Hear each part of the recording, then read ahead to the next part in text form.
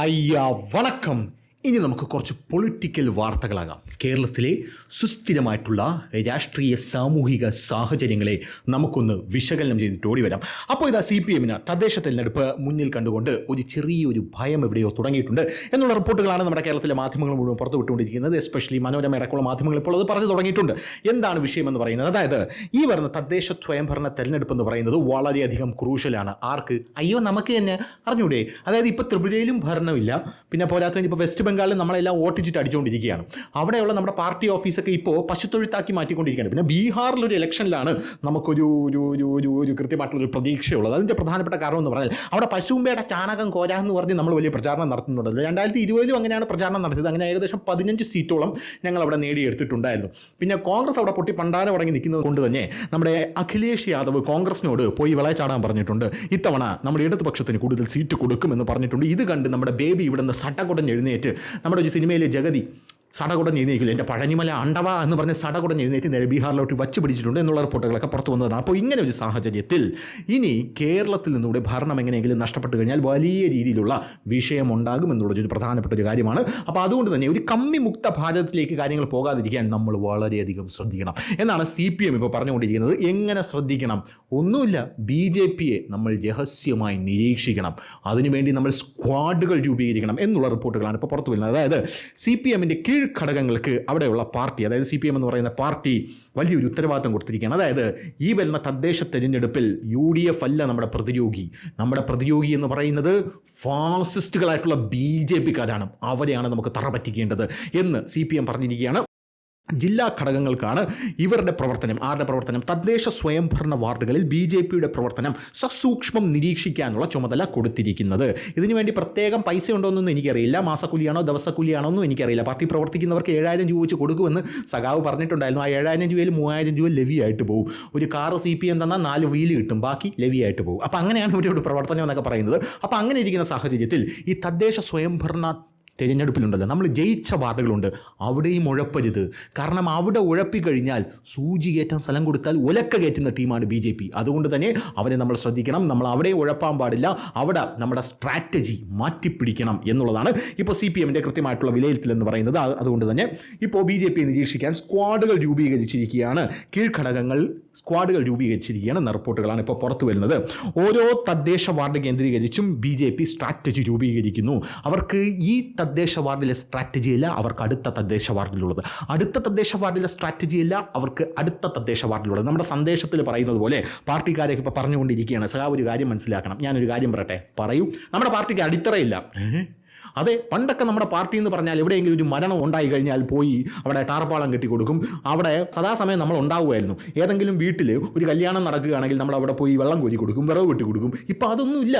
ഇപ്പോൾ സ്വർണ്ണപ്പാളി അടിച്ചു മാറ്റാൻ നടക്കുന്ന ഒരു ശുഷ്കാന്തി ഒന്നിലും ജനങ്ങളെ സേവിക്കുന്നതിൽ നമുക്ക് കാണാനായിട്ട് സാധിക്കുന്നില്ല എന്ന് മനസ്സിലാക്കണം. പിന്നെ പഴയ പോലെയല്ല, ഡിജിറ്റൽ യുഗമാണ്. പഴയ കാലത്തൊക്കെ ആണെങ്കിൽ ദേശാഭിമാനിയിൽ മുഖ്യമന്ത്രി 2 കൈയും ഇങ്ങനെ വിടർത്തി വെച്ചുകൊണ്ട് ഈ കൈകൾ സംശുദ്ധമാണ് എന്ന് പറയുമ്പോൾ കിട്ടുന്ന ഒരു മാസം ഉണ്ടല്ലോ, അതിപ്പോൾ കിട്ടില്ല. ഇപ്പോൾ ജെൻസി പിള്ളേർ മൊത്തം പൊളിച്ചടുക്കി കളയാം. അവന്മാരെ ട്രോൾ എന്നൊക്കെ പറഞ്ഞാൽ, തെറി എന്നൊക്കെ പറഞ്ഞാൽ നമ്മൾ പോലും കേൾക്കാത്ത തെറിയാണ് അവന്മാർ ഇളക്കി വിടുന്നത്.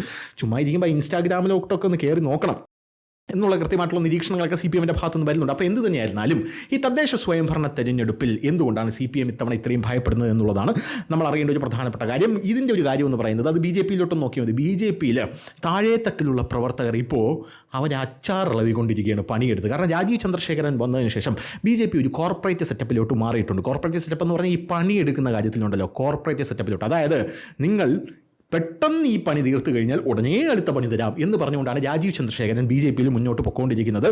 അതായത് അടിത്തട്ടിൽ അതിഭീകരമായിട്ട് പണി രാജീവ് ചന്ദ്രശേഖരൻ നടത്തുന്നു എന്നുള്ളതാണ് റിപ്പോർട്ടുകൾ സൂചിപ്പിക്കുന്നത്. അതുകൊണ്ട് തന്നെ BJPയുടെ പല ആൾക്കാരും പാർട്ടി വിട്ടു പോവുകയാണെങ്കിൽ എനിക്കിങ്ങനെ പണിയെടുത്ത് മരിക്കാൻ വയ്യ, മറ്റേത് ചുളിയാതെ ഷർട്ടൊക്കെ ചുളിയാതെ ചുമ്മാ നടക്കുകയായിരുന്നല്ലോ. അപ്പോൾ അങ്ങനെ ഒരു സാഹചര്യത്തിൽ ഇത് പണിയാണെന്ന് മനസ്സിലാക്കിയിട്ടാണ് CPM ഈ രീതിയിലേക്ക് പോകുന്നത്. ഇനി നമുക്ക് CPMൻ്റെ ഭയത്തിൻ്റെ കാതലായിട്ടുള്ള കാരണം എന്താണെന്ന് നോക്കാം. BJPക്ക് ഏതൊക്കെ കോർപ്പറേഷനാണ് ഇപ്പോൾ പിടിക്കാനായിട്ടുള്ള സാധ്യത? ഒന്നാമത് പാലക്കാട് മുനിസിപ്പാലിറ്റി. അവിടെ 12 സീറ്റ് BJPക്ക് എന്തായാലും ഉണ്ട്. പാലക്കാട് മുനിസിപ്പാലിറ്റി ഇത്തവണ BJPയുടെ കയ്യിൽ നിന്ന് തട്ടിയെടുക്കാമെന്ന് CPM വിചാരിച്ചിരിക്കുമ്പോഴാണ്, CPMന് അവിടെ 2 സീറ്റേ ഉള്ളൂ, അത് വേറെ കാര്യം. അങ്ങനെ വിചാരിച്ച് നിന്നപ്പോഴാണ് ആ ഒരു വിഷയം വരുന്നത്. യു ഡി എഫിനെങ്കിലും കയറ്റിവിടാമെന്ന് വിചാരിച്ചിരുന്നപ്പോഴാണ് നമ്മുടെ രാഹുൽ മാങ്കോഴിയുടെ വിഷയം അവിടെ വരുന്നത്. രാഹുൽ മാങ്കോഴിയുടെ വിഷയം അവിടെ വന്നപ്പോഴേക്കും യു ഡി എഫ് അവിടെ വലിയൊരു ഡിലമയിലേക്ക് പോയിരിക്കുകയാണ്.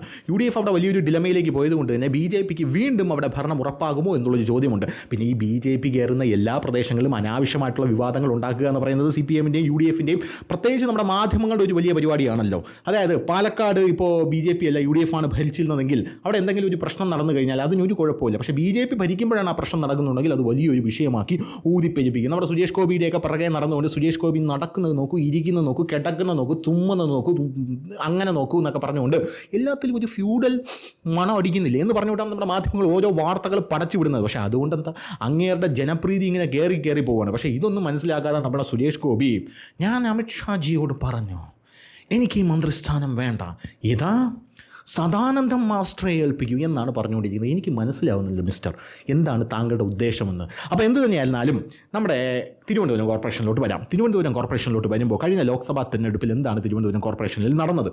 തിരുവനന്തപുരം കോർപ്പറേഷനിലേക്ക് നോക്കുകയാണെങ്കിൽ കഴിഞ്ഞ ലോക്സഭാ തെരഞ്ഞെടുപ്പിൽ ബി ജെ പി അടിച്ചു കയറുന്ന കാഴ്ചയാണ് കാണാനായിട്ട് സാധിച്ചത്. പല തദ്ദേശ വാർഡുകളുടെയും ഫലം സെപ്പറേറ്റ് ആയിട്ട് എടുത്ത് നോക്കുമ്പോൾ മുടവൻമുകൾ വാർഡിൽ പോലും നമ്മുടെ മേയർ വാർഡാണ് സി പി എം പിറകിലേക്ക് പോയി 3-ാം സ്ഥാനത്തേക്ക് എത്തി എന്നുള്ള റിപ്പോർട്ടാണ് പുറത്തു വരുന്നത്. ആ സമയത്തൊക്കെ ഈ റിപ്പോർട്ടൊക്കെ വളരെ വലിയ ഗംഭീരമായിട്ടുള്ള രീതിയിൽ ചർച്ച ചെയ്തിട്ടുണ്ടായിരുന്നു.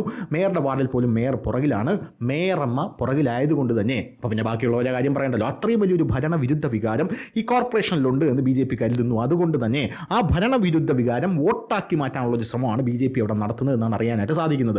ടോട്ടലായിട്ട് ഇപ്പം നമ്മൾ ഇവിടെ പറയുകയാണെങ്കിൽ എൽ ഡി എഫിന് 52 സീറ്റാണ് ഇവിടെയുള്ളത് കൗൺസിലർമാരിൽ കോർപ്പറേഷനിൽ. ബി ജെ പിക്ക് 35 സീറ്റുണ്ട്. പിന്നെ യു ഡി എഫിന് പിന്നെ 10 സീറ്റുണ്ട്. പക്ഷേ ഈ 52 സീറ്റ് ബി ജെ പിക്ക് പല സീറ്റുകളിലും ഹോൾഡുള്ള സീറ്റുകളാണ്. ആ പല സീറ്റുകളിലും ബി ജെ പിയുടെ തന്ത്രപരമായിട്ടുള്ള നീക്കങ്ങളില്ലാതെ പോയതുകൊണ്ടാണ് ബി ജെ പി എന്ത് ചെയ്ത് തോറ്റുപോയത് എന്നുള്ള വിലയിരുത്തൽ പാർട്ടിക്കകത്തുണ്ട്. For example, B J P വളരെ കുറച്ച് വോട്ടുകൾക്ക് തോറ്റിരിക്കുന്ന വാർഡുകളുണ്ട്.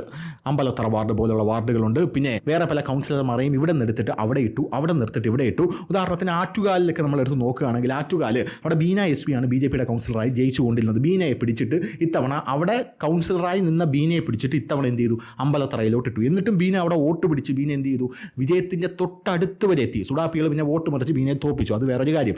ഇവിടെ ആറ്റുകാൽ വാർഡിൽ ആലീസ് ഉണ്ണി എന്ന് പറയുന്ന ഒരു വ്യക്തിയാണ് കൗൺസിലറായിട്ട് ജയിച്ചിരിക്കുന്നത്. ബീന അവിടെ നിന്നില്ലെങ്കിൽ ബീന ജയിക്കുമായിരുന്നു എന്നുള്ള കാര്യത്തിൽ തർക്കമല്ല. ബി ജെ പിയുടെ ചെറിയൊരു സ്ട്രാറ്റജിക് ആയിട്ടുള്ള ഒരു പിഴവാണ് അവിടെ സംഭവിച്ചത് എന്ന് പിന്നീട് വിലയിരുത്തലുണ്ടായി. അപ്പോൾ അതുപോലുള്ള പിഴവുകൾ ഇനി സംഭവിക്കാൻ പാടില്ല. അതായത് ഈ തദ്ദേശ തെരഞ്ഞെടുപ്പിൻ്റെ വേറൊരു പ്രധാനപ്പെട്ട ഒരു കാര്യമെന്ന് പറയുന്നത്, ഈ തദ്ദേശ തെരഞ്ഞെടുപ്പിൽ പാർട്ടി നോക്കിയല്ല ജനങ്ങൾ വോട്ട് ചെയ്യുന്നത്. അവർക്ക് ആരാണോ നല്ലതായിട്ട് എന്ത് ചെയ്യുന്നത്, പ്രവർത്തനം നടത്തുന്നത്, അങ്ങനെയുള്ള ആൾക്കാരെയാണ് അവർ തിരഞ്ഞെടുക്കുന്നത്. അല്ലാതെ പാർട്ടിയല്ല. 3 പാർട്ടിയുണ്ട്, C P M, B J P, Congress. ഇപ്പോൾ ബി ജെ പിക്കാരായിരുന്നാൽ പോലും കോൺഗ്രസിൻ്റെ ആളുമായിട്ടാണ് അവർക്ക് വ്യക്തിപരമായിട്ട് അടുപ്പമെങ്കിൽ അവർക്കേ വോട്ട് കൊടുക്കൂ എന്നുള്ളതാണ് തദ്ദേശ തെരഞ്ഞെടുപ്പിൻ്റെ ഒരു സവിശേഷത എന്ന് പറയുന്നത്.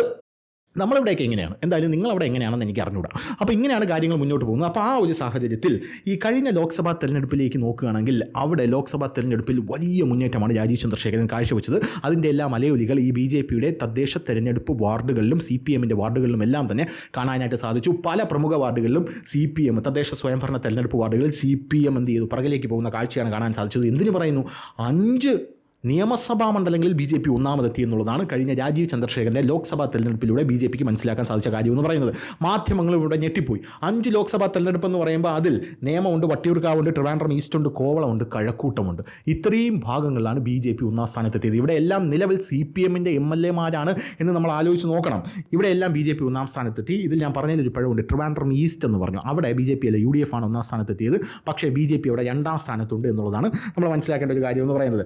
മേയർ 700 വോട്ടിന് 3-ാം സ്ഥാനത്തായി. മേയറുടെ വാർഡിൽ ലോക്സഭാ തെരഞ്ഞെടുപ്പിലെ കണക്കെടുത്ത് നോക്കുമ്പോൾ 700 വോട്ടിന് സി പി എം 3-ാം സ്ഥാനത്തേക്ക് പോയിരിക്കുകയാണ് എന്ന റിപ്പോർട്ടുകൾ പുറത്തു വരുന്നു. അവിടെയും ബി ജെ പി ആണ് മുന്നിൽ നിൽക്കുന്നത് മുടവൻമുകൾ വാർഡിൽ എന്നുള്ള റിപ്പോർട്ടുകൾ പുറത്തു വരുന്നുണ്ട്.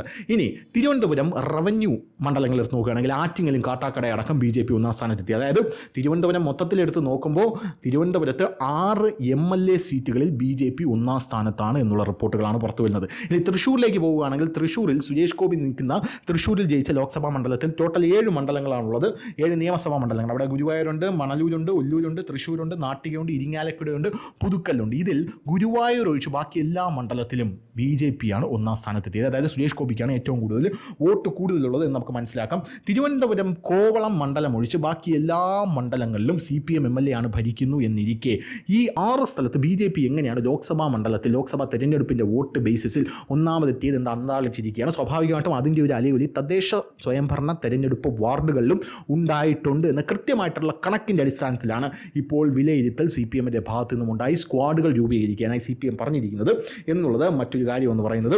എന്തായാലും പാലക്കാട് ടോട്ടൽ 20 സീറ്റുണ്ട്, അതിൽ 12 BJPക്കാണ്, INCക്ക് 3 എണ്ണമുണ്ട്, CPMന് 2 എണ്ണമുണ്ട്, പിന്നെ അവിടെ ലീഗിന് ഒരു സീറ്റുണ്ട്, പിന്നെ 2 ഇൻഡിപെൻഡൻ്റ് ആയിട്ടുള്ള സ്ഥാനാർത്ഥികൾ ഇവിടെ മത്സരിച്ചിട്ടുണ്ട് എന്നുള്ളതാണ്. അപ്പോൾ ഈ ഒരു സാഹചര്യത്തിൻ്റെയൊക്കെ മൊത്തത്തിലൊരു വിലയിരുത്തൽ എടുത്ത് നോക്കിയിട്ടാണ് CPM സ്ക്വാഡ് രൂപീകരിച്ച് UDF അല്ല BJP ആണ് നമ്മുടെ എതിരാളി എന്ന് പറഞ്ഞിരിക്കുന്നത്. എന്തായിരുന്നാലും BJPക്ക് നല്ലൊരു വെള്ള നിലമാണ് ഒരുങ്ങി നിൽക്കുന്നത് എന്നുള്ള കാര്യത്തിൽ തർക്കമില്ല. പക്ഷേ ഇനി അത് വോട്ടായി മാറുമോ എന്ന് മാത്രമേ നമുക്ക് കാണാനായിട്ടുള്ളൂ. പ്രവർത്തിച്ചാൽ വോട്ടായി മാറും, പ്രവർത്തിച്ചില്ലെങ്കിൽ പഴം വിഴുങ്ങിയിരിക്കുക എന്നുള്ളത് മാത്രമേ പറയാനുള്ളൂ. രാജീവ് ചന്ദ്രശേഖരൻ ഇവിടെ നിൽക്കുന്ന സ്ഥാനത്ത്, അതായത് രാജീവ് ചന്ദ്രശേഖരൻ BJPയുടെ പ്രസിഡൻ്റായിട്ട് അധ്യക്ഷനായിട്ട് സ്ഥാനമേറ്റത് മുതൽ വലിയ രീതിയിലുള്ള പ്രവർത്തനങ്ങളാണ് നടക്കുന്നത് എന്നാണ് പറയുന്നത്. അപ്പോൾ സ്വാഭാവികമായിട്ട് CPM സ്ക്വാഡ് കൂടെ രൂപീകരിക്കുമ്പോൾ അത് സത്യമാണ് എന്ന് നമ്മൾ വിലയിരുത്തേണ്ടി വരും. കാരണം അന്തർധാരയിൽ വലിയ പ്രവർത്തനങ്ങൾ നടക്കുന്നു എന്ന് തന്നെയാണ് മനസ്സിലാക്കാനും സാധിക്കുന്നത്. എന്തായാലും സ്ക്വാഡൊക്കെ വരുന്ന സ്ഥിതിക്ക് ഇനി എങ്ങനെയാണ് അതിൻ്റെ കൂലി എന്ന് മാത്രം അറിഞ്ഞാൽ മതി. ദിവസക്കൂലിയാണോ മാസക്കൂലിയാണോ എന്ന് മാത്രം. അപ്പോൾ ശരി.